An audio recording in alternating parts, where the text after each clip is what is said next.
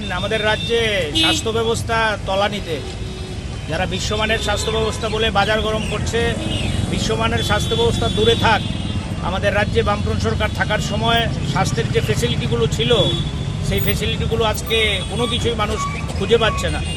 আমাদের রাজ্যের প্রধান রেফারেল হাসপাতাল জিবি অবস্থা শোচনীয়।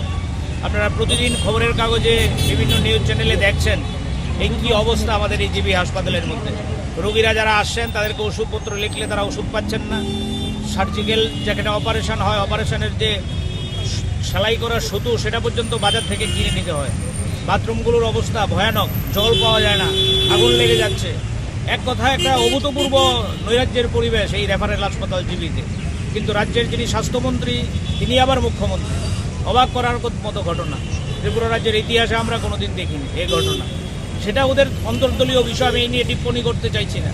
কিন্তু আমরা জিজ্ঞেস করছি, মুখ্যমন্ত্রী যিনি স্বাস্থ্যমন্ত্রী, যিনি প্রতিদিন বলছেন যে আমাদের বিশ্বমানের স্বাস্থ্য ব্যবস্থা, সেখানে প্যারামেডিক্যাল স্টাফ নিয়োগ হচ্ছে না 7 থেকে 8 বছর ধরে, ডাক্তার রিক্রুট হচ্ছে না, নার্স রিক্রুট হচ্ছে না, যদি কোথাও কোথাও হচ্ছে এতে সিন্ধুতে বিন্দু অল্প।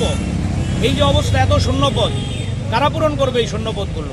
ওরাই তো ভিশন ডকুমেন্টে বলেছিল যে সরকারে আসি আমরা বছরে 50,000 করে আমরা রিক্রুট করব। আজকে ডাক্তারের পদ খালি, নার্সের পদ খালি, প্যারামেডিক্যালের পদ খালি। বিভিন্ন যে চতুর্থ শ্রেণী বেসরকারি বিভিন্ন কোম্পানিগুলো দিয়ে তারা হাসপাতাল চালানোর চেষ্টা করছে।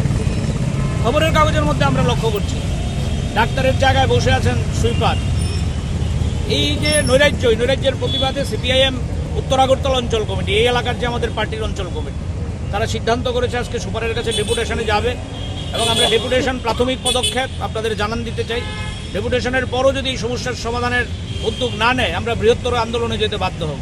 শুধু লোকাল কমিটি না, আমাদের বৃহত্তর আমাদের যে কমিটিগুলো আছে তারা সবাই মিলে আমরা এই সরকারের টনক নড়ানোর চেষ্টা করব। আপনাদের কাছে আমরা যেটা বলতে চাই, এই সরকারটা হচ্ছে একটা প্রচারের সরকার, ফ্লেক্সের সরকার, বিজ্ঞাপনের সরকার। এই সরকার মানুষের জন্য কিছু করছে না, কোনো ক্ষেত্রেই না। শিক্ষা বলুন, স্বাস্থ্য বলুন, রাস্তাঘাট বলুন, এক ভয়ানক পরিস্থিতি। স্মার্ট সিটির নামে আমি আসার সময় দেখছিলাম গোটা শহর জ্যামে, অল্প বৃষ্টি হচ্ছে গোটা শহর জ্যামে আটকে গেছে।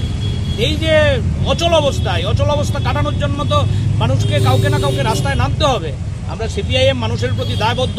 ধর্মনগর থেকে সাবরুম পর্যন্ত আমরা সিদ্ধান্ত করেছি মানুষের সমস্যা নিয়ে রাস্তায় থাকবো। আজকে এই সমস্যাগুলি নিয়েই আমরা সুপারের কাছে আমাদের নেতৃত্বরা যাবে ডেপুটেশনে।